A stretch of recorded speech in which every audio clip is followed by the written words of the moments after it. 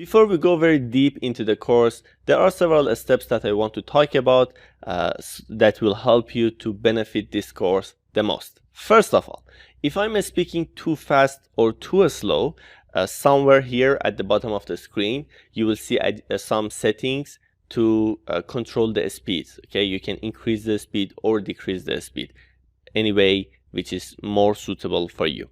This is number one. Number two, if you know some of the stuff on the course, for example, you come to a lecture and you see, all right, these stuff are very familiar to me, I already know them.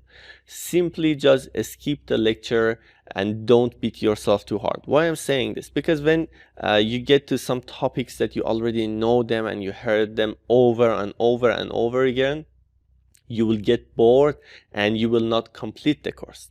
Rule number three, if you want to get the certificate of the course, you have to complete all the lectures, and at the end, as you can see here, at the end when you complete all the lectures, let me come to the course content, you see these are the ones, for example, you complete, you will see a check mark in front of them, and at the end when you complete it, you can come here, click on this cup here and get your certificate of this course. So that was all the important steps that will help you to use this course, to benefit this course the most. So let's go for the next part.